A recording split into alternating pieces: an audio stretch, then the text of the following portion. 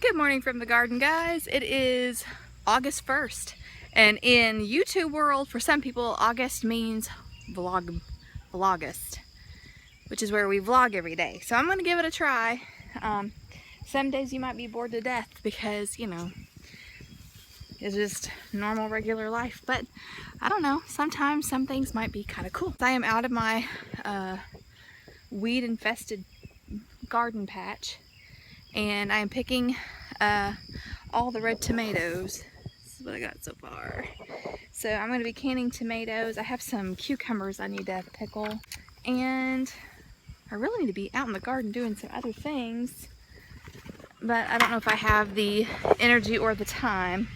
I've got work to do. The kids are taking placement tests for school because we're going to be starting school next week, Parker Jackson. Yeah, I know. And yeah, well, I hope you've got bug spray on, because, No, I don't. well, it's really bad out here. Watch out, Georgia. I think probably the most frustrating thing about getting hurt in my back is that my beautiful garden has just, I mean, the pests have gotten into the squash. The weeds have taken over. I mean, look at this. That's disgusting. Whew. Not eating that one. This is a row garden, and there's not supposed to be so many weeds. A lot of my tomatoes have splits. The mosquitoes are killing me. I really need to get into the green beans and finish picking what I didn't get to before the storm rolled in the other day. And probably pick some more basil too. But first I've got to go get some bug spray on. I'm getting eaten alive. Parker, what you doing? There you are. Okay. I see a bunch of green beans. Don't let her dig. What? Near the fence? You know, we could clear all the corn out, all the corn stalks, because we've already got all the corn. So we could clean all this out, mow it down, then till it up. And I've got fall and winter crops I could plant. I've got some winter squash. I've also got some kale.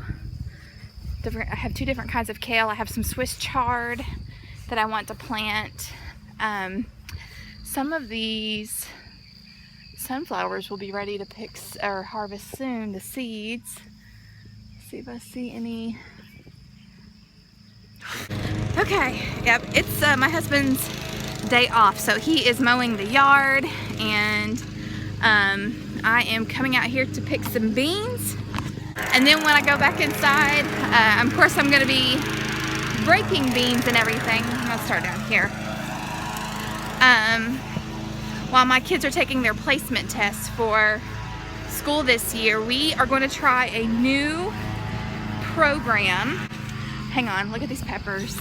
I picked several of these yesterday. We had them in our lunch, which I forgot to film. Anyway, now that my daughter is in high school, I feel like I'm not competent enough to teach the math that she's going to be doing. So we are going to try a program that will teach it to her. It's switched on Schoolhouse, but I'm going to go ahead and do it for both the kids. I think this is going to be something that's going to work out well for us. The bucket I'm sitting on is wet. That's lovely. I'm going to just sit here and pick some beans and try not to tear my bean plants up. Is this a weird angle? I don't have my tripod, but I thought I would talk to you guys a little while I picked. We had church yesterday, and our pastor said something that really kind of just struck a chord with me. And I mean, you all know, I wouldn't really call myself a prepper. I'm definitely by no means a hardcore prepper, but I am aware. No, ma'am, my dog is trying to jump the fence. No, Georgia. So he was talking about, you know, just kind of the state of our country and how, you know, unless something changes, we are headed for some difficult times. And, which, you know, we all know that. But then he said something that, I don't know, again, it's one of those things where you know, you hear it, but then somebody says it, and then it's like the Lord is just kind of nudging you. Okay, so he's mowing on the other side. When he comes back around, I'm gonna have to stop talking. But anyway, so our pastor was talking about how, you know, things are not good in our country right now, and that's very true. And he even mentioned, he said, I'm not even worried about the economic status of the country anymore. And I'm kind of the same way. But then he said, I'm just glad that I know how to raise my own food. He says, I have a big garden, I have chickens, they have cows. There he comes again. You know, and it certainly is one thing to hear that from, you know, your YouTube community, because you got people from all different walks of life, and, you know, everybody's of different mindsets and different experiences. But just to hear him say that just kind of, it just made it more urgent. I'm like, okay, you know, if you hear it from the pulpit in your home church, then it's different than hearing it from a hardcore prepper on YouTube that lives, you know, across the country. But his message was actually very encouraging. At least it was to me. Some people might have considered it doom and gloom. I guess you would consider it doom and gloom if you hadn't already been thinking about those things. But to me, it was encouraging because he reminded us of who we serve. And you know, it's something that I've actually been dwelling on a lot over the last several weeks. You know, that we serve a God that protected Noah and his family from a flood that wiped out life as we know it. Some of these beans are yucky. You know, but God, He keeps His promises. He said He would never leave or forsake His people. And I think He was talking about spiritual Israel, not just physical Israel. And God doesn't lie. And we can count on Him. And, you know, you just look at all the examples that are given to us in Scripture about when God's people's backs were against the wall. And just the most miraculous thing would happen that, you know, freed them.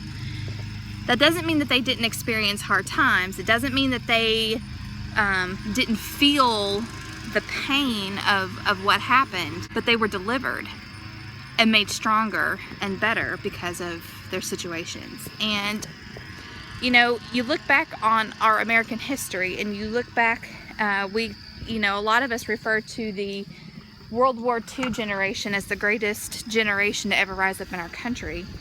But look what they did. Look how they lived. Look what they faced. And they weren't wimps. They weren't soft like we are now. They, you know, they did everything the slow and hard way because there was no other way to do it. A lot of them were poor. You know, our country went through a Great Depression. Okay, this is kind of weird. I'm actually filming this in my bedroom because my phone is charging, and it's quiet in here. But this is tonight's supper. That's all I've got for you guys tonight, and until next time.